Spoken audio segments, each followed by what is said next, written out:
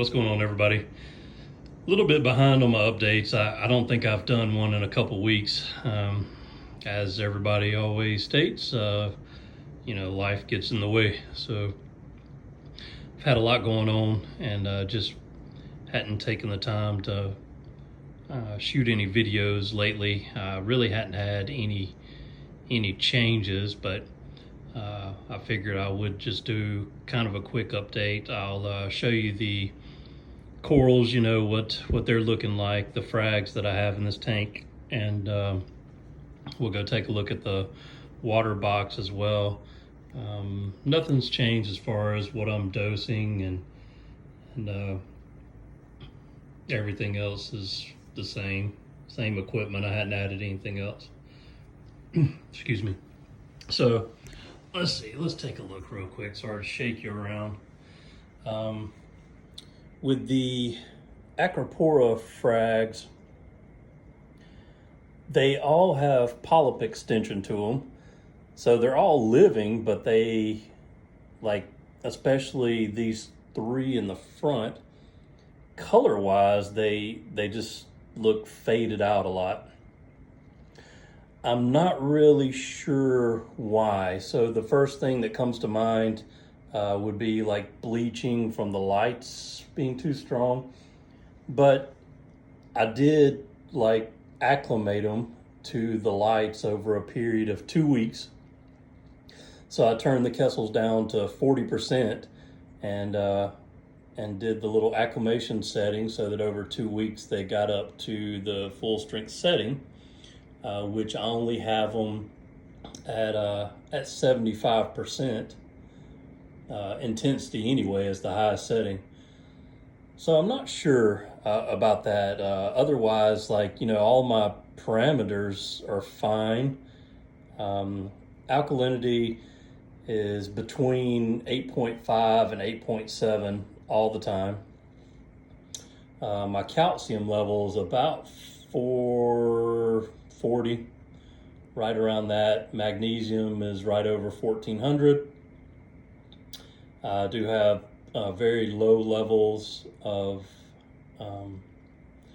nitrates and phosphates. They're really low, but are detectable. And I'm dosing trace elements as well. So I'm not sure. Let me know any thoughts you have on that as far as why they just seem so dull almost.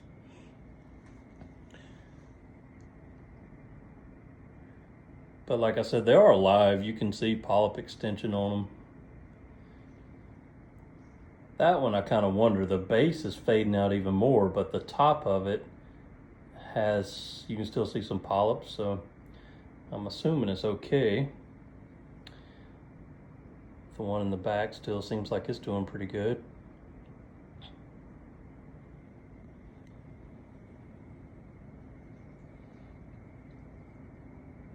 A-can there. The torches are doing really well. Clam's doing well.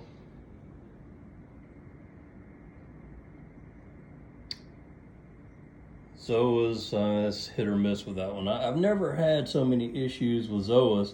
In previous tanks, they just grow and took off. They're doing great in the water box. In here, I'm still chalking it up to inverts messing with them. I've seen them. I've seen the emerald crabs all over them. So I think they're getting picked at a lot for one. And even that first one there in the front, the zoas are missing off the plug. So, I mean, they're just getting eaten.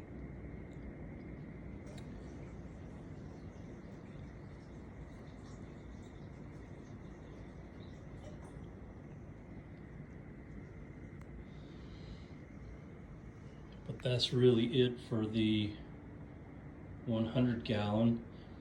And it's like I said, I feel like I have tons of flow in the tank.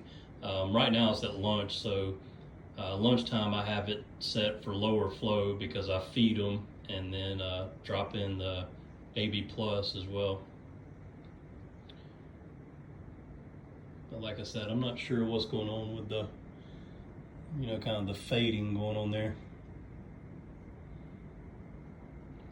But anyway, we'll go take a look at the water box. So with the water box, like I said, I apologize for the AB Plus being added to the water, so the yellowish tint. But this tank, I mean, I would consider it booming. I mean, everything is growing very well. I'm not having any issues.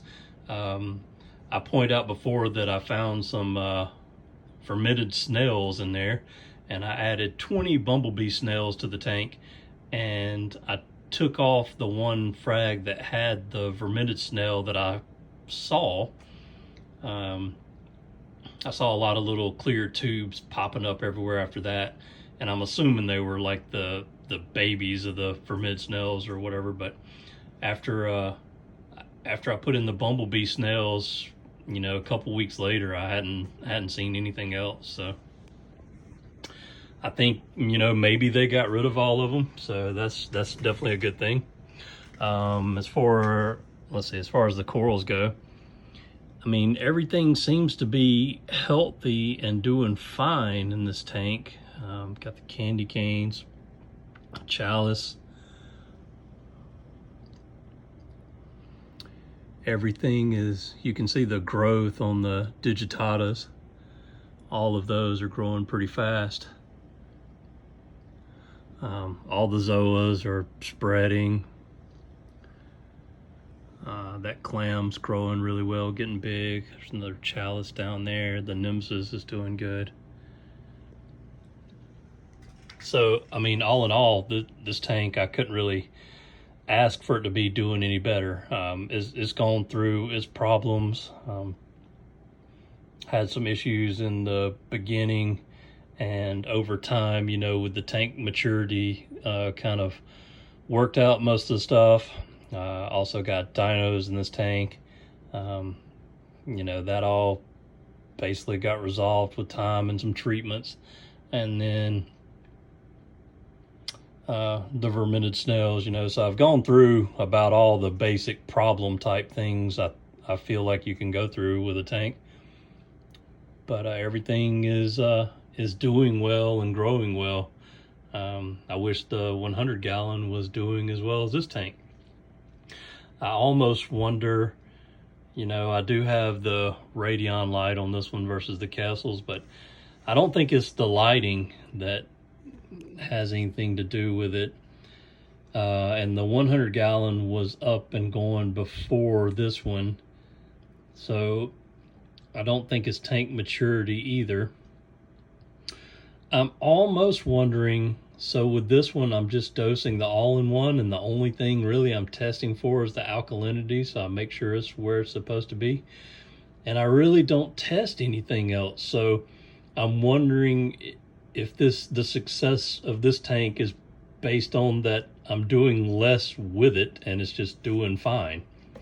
So it's like I said, I'm dosing right now like 5 mLs of the Alpha Reef, and I'm also dosing the the NP Bacto Plus, but that's only 1 ml a day. But this tank seems to be thriving more than the 100 gallon.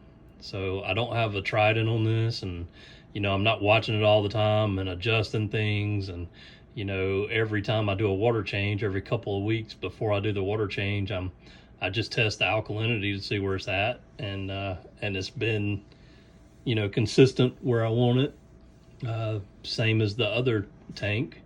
And so I've just left the Alpha Reef dosing at what it's at and not really having any problems. So I don't know, just kind of thinking out loud and talking over some of the things. Let me know if you have any questions or concerns with this tank. There's not a heavy fish load really to it. There's the 3 green chromas. The purple tang is in here, and like I said before, I know this tank is too small for a tang. But that's my purple tang that was getting bullied by the other. It was in rough shape. Its fins were all nipped up. and I finally called it and moved it over this tank. I don't have the area that I live in. There are no local fish stores that deal in saltwater. Excuse me. So I don't really have anywhere just to take him and drop him off. So I've put him in this tank for now, and thinking, you know, one day if I expand and get another big tank, then I can move him over there. But you know, he seems to be happy enough. At least he's not getting picked on, so hopefully we'll be okay. I have the one clownfish, and that's it. I did have, when I first started this tank, I had a wrasse in here, and I have no idea what happened to it. It just disappeared. I never found like where it was dead anywhere. So I'm not sure if something happened to it and the cleanup crew got it. I've got a lid on the tank, so I don't think it got out anyway. I did have the mated pair of clownfish to start with, and that was before I added the lid, and I did have one of those jump out, so that's why I'm left with one. So I don't have a lot of fish in this tank. I would like to add a couple more, but the tank, you know, health-wise seems to be doing so well. I almost wonder if I'd be pushing it, you know, adding to the bio load to it at all. But we'll see. I might add like a goby or something like that, something small to it, or a dart fish. Might be something I'll look into. As far as corals go, I'm pretty satisfied with all the corals that I have in here. I don't really think I'm gonna be adding anything else. I think I'm just gonna let everything grow out, you know, and see what it's looking like. I think as the digitatas continue to grow and the zoas spread and, you know, things get bigger, I think it's going to fill out and look pretty good the way it is, in my opinion. So anyway, that's it for this video. Thanks a lot for watching. You know, thumbs up the video, please. Subscribe to the channel, and let me know if you have any questions.